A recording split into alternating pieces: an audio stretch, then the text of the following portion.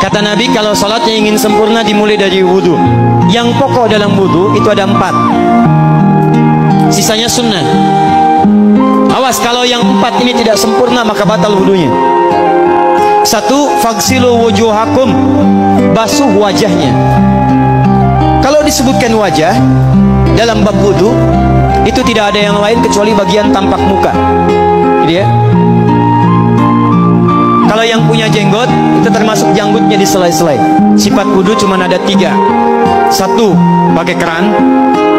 2, pakai gayung. 3, air yang mengalir. Ya, seperti di sungai ada air mengalir itu nggak ada masalah. Tapi kalau menggunakan gayung atau semisalnya, Nabi itu diriwayatkan dalam hadis itu sangat menghemat air. Bahkan pernah beliau kemudian berwudu, kalau kita kemudian hitung itu hanya sejumlah Pak, seaqua gelas Pak, cukup. Atau yang kedua, menggunakan keran ya. Kalau sekarang kita ada keran, contoh ini kerannya. Ya. Kerannya agak tinggi sedikit. Dan kita sesuaikan.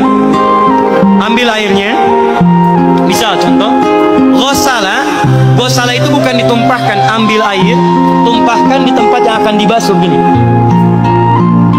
Yang telunjuk itu kemudian menghapus atau menghilangkan kotoran di sela-sela mata, contoh. Yang jempol menghilangkan kotoran di sela-sela telinga bagian belakang di sini. Ya. Kalau misalnya saya mulai ambil airnya, kemudian saya tumpahkan di sini. Yang telunjuk membersihkan di jari-jari di sini, di sela-sela mata. Yang jempol kemudian membersihkan di sela-sela di bawah telinga sini. Kemudian di selesai. 1. Tahan sebentar ya, ini praktek dulu sebentar.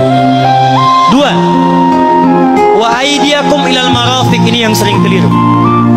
Dan tangan sampai siku, bukan dari siku ke tangan. Jadi saat kita mengambil air wudhu, ambil airnya, tumpahkan dari sini ilal marafiq sampai ke siku ke sini. Balikan lagi ke depan. Jadi bukan kerannya dibeginikan, sikunya dibeginikan, takut, bukan. Jadi bukan siku diteruskan ke bawah.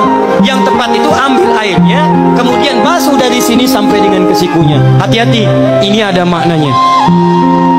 Dan jika benar di hadis Muslim, jika orang wudhunya benar seperti ini, maka bersamaan dengan jatuhnya air wudhu itu, jatuh pula dosa-dosa dan kotoran yang melekat pada anggota tubuhnya.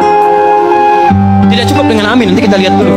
Tangan selesai, pindah kemana? Bukan ke rambut, tapi kepala. Jadi dalam bab wudu yang diusap bukan rambutnya, kepalanya. Itulah keadilan Allah. Kalau yang diusap kepalanya, semua manusia yang hidup pasti punya kepala. Tapi kalau yang diusap rambutnya, ada ketidakadilan, karena tidak semua orang punya kepala, punya rambut. Tuh. Nah sekarang lihat sini. Ketika kita diminta mengusap kepala, bahasanya masaha. Masaha itu begini. Ini saya punten. Bismillah. Ini ya. Ambil airnya, tumpahkan, baru kemudian diusapkan ke kepalanya. Paham ya? Kalau yang gosala, ambil, tumpahkan di tempat yang akan dibasuh. Tapi kalau masaha, hati-hati. Ambil airnya, tumpahkan, baru diusap. Jadi bukan diambil air, tumpahkan di kepala. Yang dibasuh kepalanya bukan rambutnya. Jadi kalau ada laki-laki sudah dandan, sisiran, rapi, tiba-tiba keran dibuka, yang diusap cuma rambutnya, ulak, itu batal wudunya, tidak sah, terus diulang. Terakhir kaki dibasuh sampai dengan bagian mata kakinya, dan ini tidak perlu saya terangkan karena mudah bagi kita untuk mempraktekannya. Tapi yang ingin saya jelaskan satu ini saja. Perhatikan baik-baik. Yang 4 ini wajib wudu.